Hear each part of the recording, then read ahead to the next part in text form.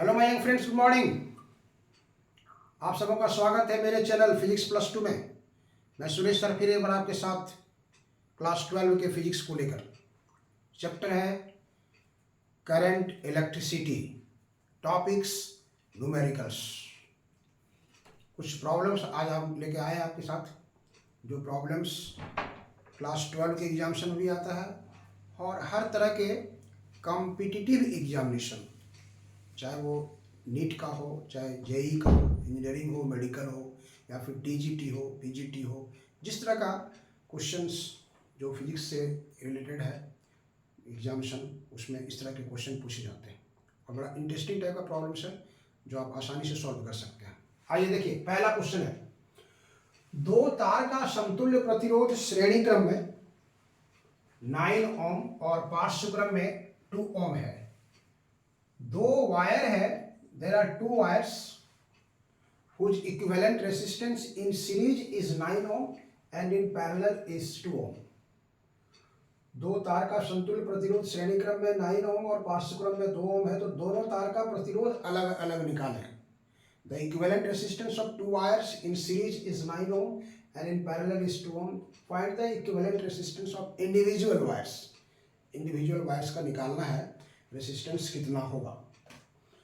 बिल्कुल इजी सवाल है, सीरीज में है, मतलब आपको दिया हुआ है यहाँ पे RS इज 9 ओम, लेकिन RS मतलब आप जानते हैं सीरीज का फॉर्मूला होता है R1 प्लस R2। अगर दोनों R1 और R2 है देन R1 और R2 इज 9 ओम।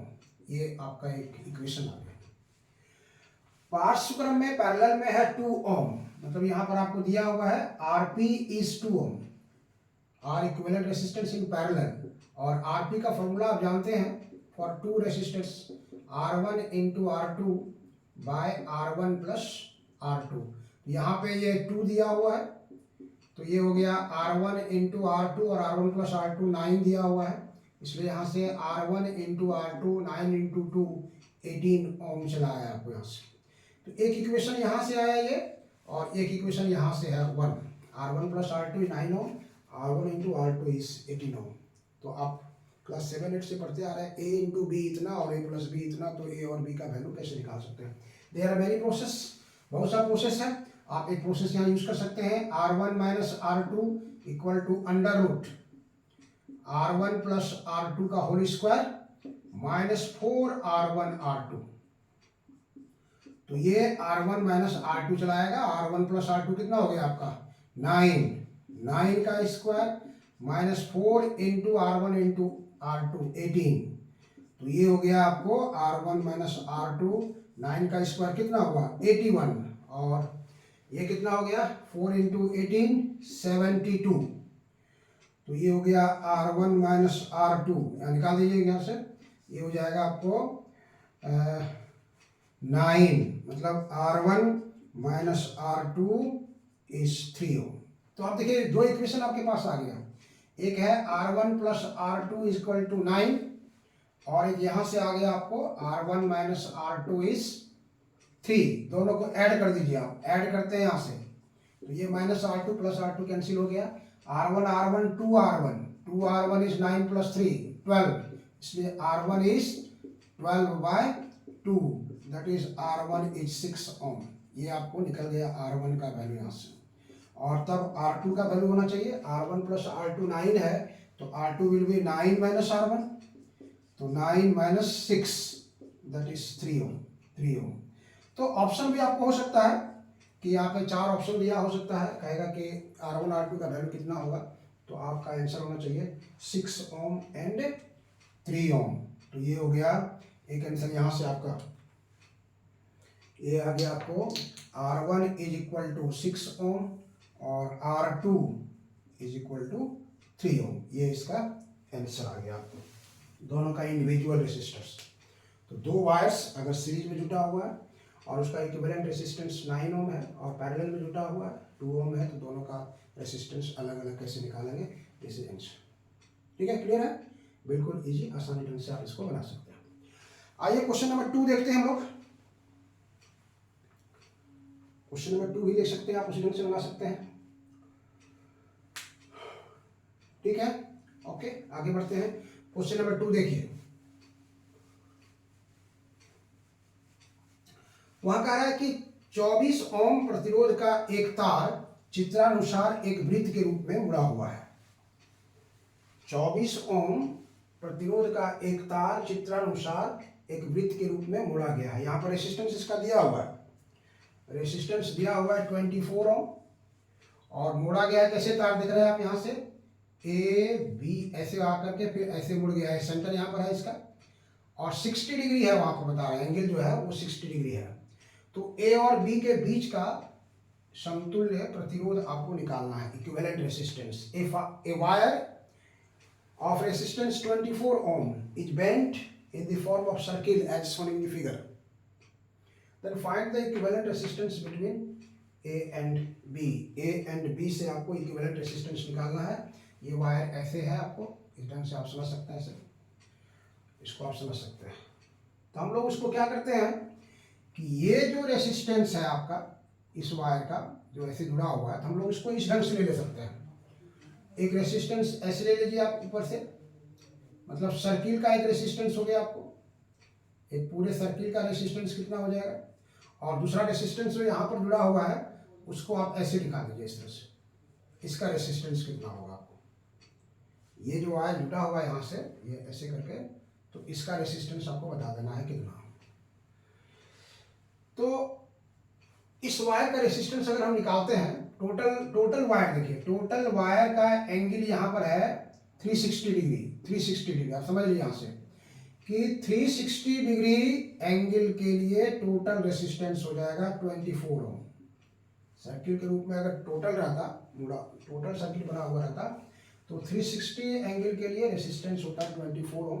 तो 60 डिग्री के लिए कितना होगा, तो 1 डिग्री के लिए हो जाएगा आपको 24/360, और तब 60 डिग्री के लिए आप निकालेंगे तो 24/360 इंटू 60, यहाँ से मल्टीप्लाई कर दीजिए, 6 हो गया 64, मतलब ये हो जाएगा इसका जो रेसिस्टेंस है। इसको अगर आप यहाँ कर देते हैं आर, स्मॉल आर, तो स्मॉल आर इज 4 ओम, 4 ओम आ गया।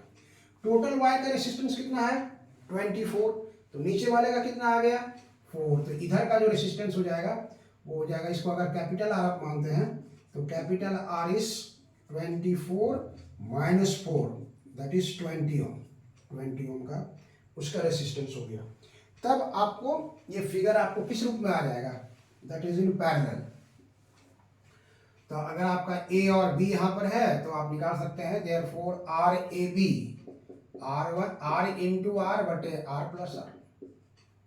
तो आर इंटू आर मतलब 20 इंटू 4 बाय 20 प्लस 4, ऊपर हो गया 80 और नीचे हो गया 24। इसको कट कीजिए आप, 10 8 और 3 8, मतलब 10/3 मतलब 3.33 ओम इसका आंसर आएगा। तो वो जो ए और बी के बीच इक्विवेलेंट रेसिस्टेंस निकालना है उसका आंसर जो होना चाहिए हम लोग का होना चाहिए 3.3 ओम, ये इसका आंसर होगा 3.3। क्लियर है। तो इस तरह से मुड़ा हुआ रहेगा तो कितना डिग्री का निकालना है, जितना डिग्री पर रहेगा वो ध्यान देना है कि 360 एंगल के लिए वो टोटल रेसिस्टेंस बनाएगा, इसलिए उतना एंगल का कितना होगा हम लोग निकाल दिए यहाँ से और फिर इसके साथ मल्टीप्लाई कर सकते। चलिए आगे बढ़ते हैं। क्वेश्चन नंबर 3 में दिया हुआ है, दिए गए चित्र में ए और बी के बीच का समतुल्य प्रतिरोध निकालना है। You have find the equivalent resistance between points A and B. तो यहाँ पे ए बी सी और डी 4 ठो क्वेश्चन यहाँ दिया हुआ है।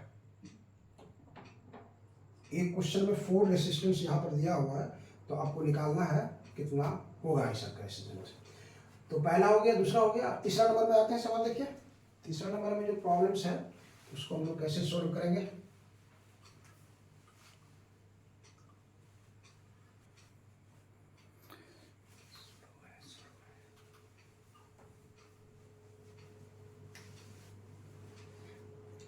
आगे बढ़ते हैं। क्वेश्चन नंबर 3 देखिए क्या कह रहा है।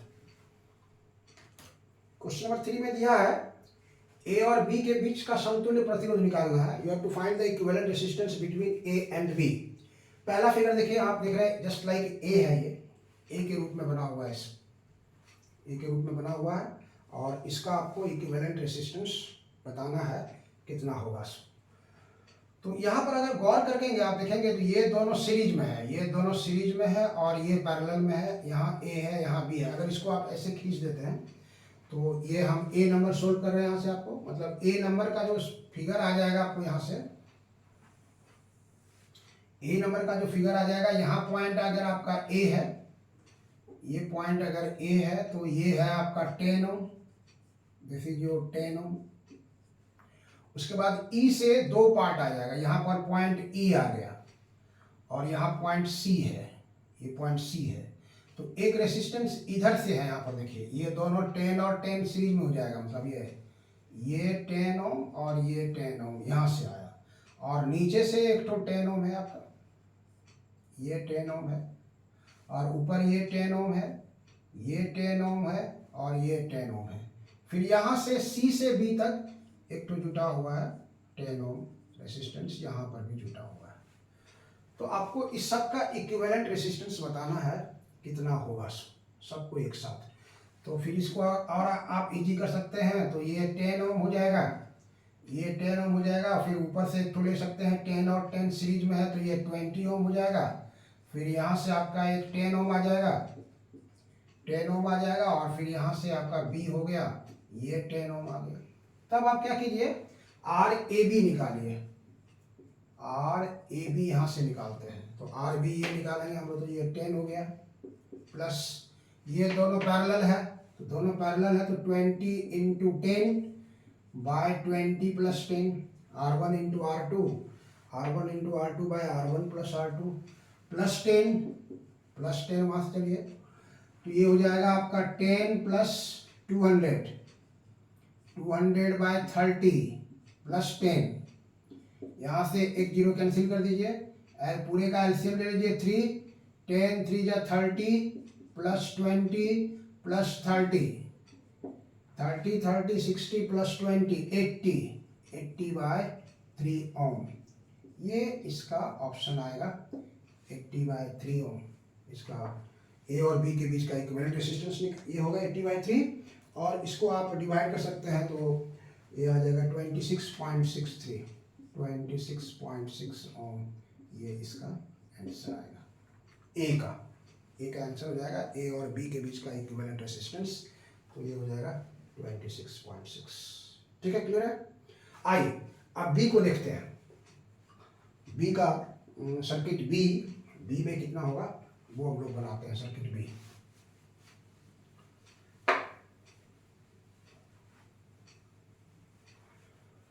ये हम लोग का सब में ए और बी निकालना है, तो ये हम लोग निकाल दिए, ये इसका मेरा समाप्त हो गया, ये समाप्त हो गया हम लोग का। अब बी में आते हैं, बी को सॉल्व करने की कोशिश करते हैं। देखिए यहाँ पे 4 ओम है, 4 ओम है, 4 ओम है, और ये 2 ओम है, ये 3 है, ये 3 है, इसके नीचे रेसिस्टेंस नहीं है।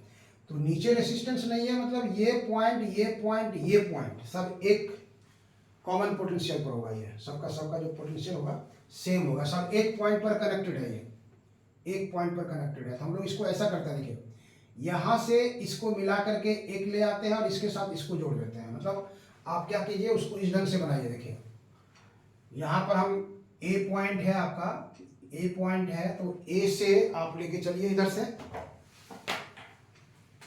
ए से लेके चलिए, यहाँ पे 4 ओम है, आप देख रहे हैं दिस इज 4 ओम, ये भी 4 ओम है, ये भी देख रहे हैं 4 ओम है, और यहाँ से आइए देखिए 4 और 2 सीरीज में हो जाएगा 6 ओम।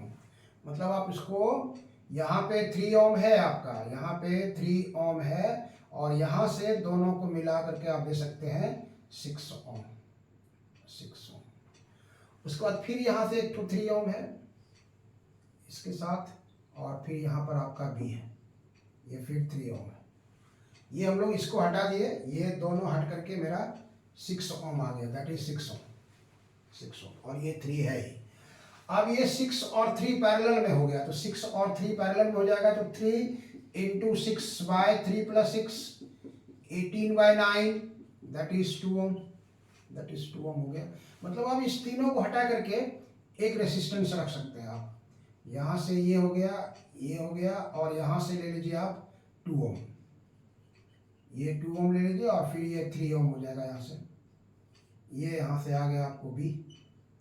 तो this is 4 ohm, this is 4 ohm, this is 2 ohm, this is 3 ohm. तो देखिए सेम सर्किट आ गया, 4 2 3, 4 2 3, 4 2 3। तो फिर ये 4 और 2 मिलके कितना आ जाएगा, 6 आ जाएगा, 6 आ जाएगा। मतलब यही चीज हो जाएगा। ये जो 4 और 2 है, आप इसको इधर से अगर हम करते हैं ऐसे, तो सेम चीज आ जाएगा। फिर आपका यहाँ से 4 ओम आ जाएगा, और यहाँ से 3 ओम हो जाएगा। ये आपका बी हो गया, ये 4 ओम, दिस इज 3 ओम, और फिर ये दोनों यहाँ से आ जाएगा 6 ओम, 6 ओम आ जाएगा। इसलिए तब आप यहाँ से आर ए बी लिख सकते हैं। आर ए बी कितना हो जाएगा, तो ये सीरीज में हो जाएगा इस तरह से, नहीं मतलब इसको आप एक तरह से ऐसे बना सकते हैं, नया फाइनल फिगर। ये हो गया 4 ओम, और फिर यहाँ से एक इधर से 6, इधर से 3, और यहाँ से बी, इसको खींच करके सीधा कर दीजिए। तो this is 4 ohm, this is 6 ohm, this is 3 ohm. तब आपका जो आर ए बी होगा वो हो जाएगा 4 + 6 × 3 by 6 + 3। This is 4 + 18 by 9, this is 4 2, that is 6 ohm. ये इसका इक्विवेलेंट रेसिस्टेंस हो जाएगा आर ए बी। यहाँ से अगर हम इसको निकालेंगे, ए और बी के बीच का इक्विवेलेंट, 1 2 3 4 5 6 रेसिस्टेंस का जो इक्विवेलेंट रेसिस्टेंस आएगा वो हो जाएगा हम लोग का 6 ओम, दैट इज 6 ओम। ये इसका आंसर हो गया R A B, that is 6 ohm. ठीक है, चलिए अब आते हैं सी ब्लॉक में। देखिए सी का आपको बताना है। यहाँ पर से 4 ग्रुप में बटा हुआ है इसका, और आपको देखना है यहाँ से कि सी का कितना आएगा आंसर उसके साथ। तो उसमें 2 ओम ऊपर रेसिस्टेंस है और 3 ओम का नीचे रेसिस्टेंस। 2 ओम ऊपर है, नीचे 3 ओम है। हम लोग को मिला करके एक निकालना है। बहुत इजी सवाल है, अगर इसको आप समझ रहे हैं आसानी से तो कोई दिक्कत नहीं है। ऑप्शन सी नंबर देखिए, मतलब सी नंबर को हम सोल्व करना चाहते हैं। यहाँ पर देखिए 2 2 3 3, 2 2 3 3, 2 2 3 3, 2 2 3 3। अब अगर एक ग्रुप का रेसिस्टेंस अगर आप निकाल लेते हैं, किसी एक ग्रुप का रेसिस्टेंस अगर आप निकाल लेते हैं, तो 4 ग्रुप में बटा हुआ है, चारों सीरीज में आप जोड़ दीजिए उसको। तो एक ग्रुप का अगर हम यहाँ से निकालना चाहते हैं, सिर्फ इसको ले जाना चाहते हैं, देखिए सिर्फ इसको ले जाना चाहते हैं। ये पॉइंट यहाँ पर आप मान लीजिए सपोज दैट ए है और बी वहाँ पे है, यहाँ सी है, यहाँ डी है और यहाँ ई है। तो हम इस ई पॉइंट की बात करते हैं। ई पॉइंट से 2 रेसिस्टेंस चला जाएगा, 2 और 2 4 ओम आ गया, सीरीज में है। और नीचे जो है 3 3 सीरीज में है ये, तो ये 3 और 3 ये 6 ओम आ जाएगा, 6 ओम आ जाएगा। ये ई है और ये बी हो गया। तो इसका जो रेसिस्टेंस आपका वैल्यू हो जाएगा, ये अगर मान लीजिए सपोज दैट कि आर है, तो आर बराबर हो जाएगा 4 × 6 / 4 + 6, मतलब 24/10, 24/10 ये इसका वैल्यू आया। इसलिए आपको ऐसा 24/10 कितना होगा, 4 होगा। मतलब आप इसको यहाँ बना सकते हैं इस ढंग से कि जो फाइनल बनेगा आपका वो 4 रेसिस्टेंस हो जाएगा। इस तरह से ए से चलेंगे 24/10, 24/10, 24/10, 24/10, ये भी आ जाएगा सबका 24/10 ओम, 24/10 ओम, 24/10 ओम, 24/10 ओम।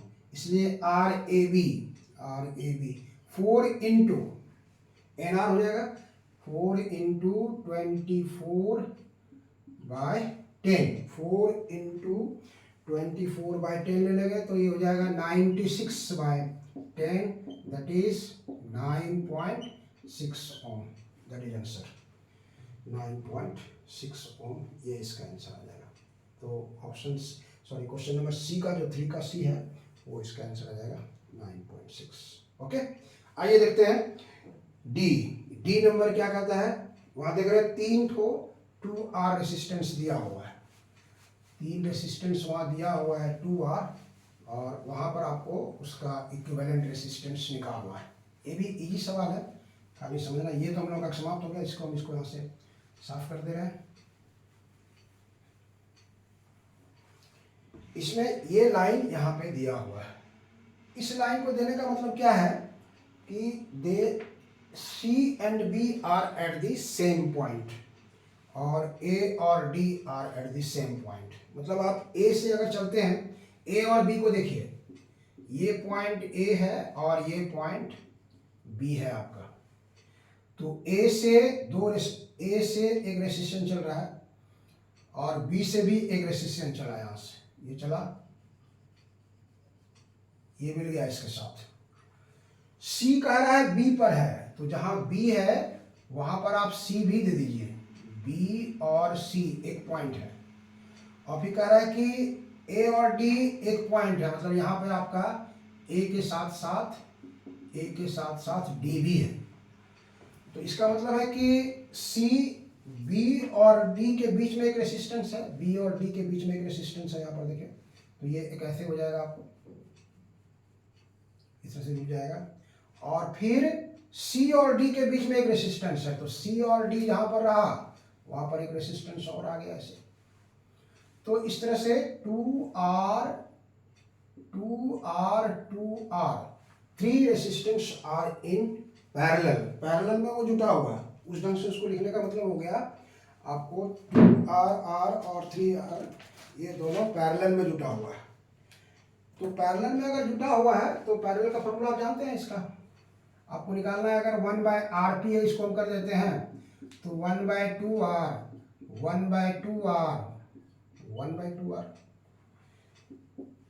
तो आप इसको ले सकते हैं। तो कितना हो जाएगा, 2R एलसीएम हो जाएगा, 1 + 1 + 1 3/2R 1/RP। Therefore RP will be 2R/3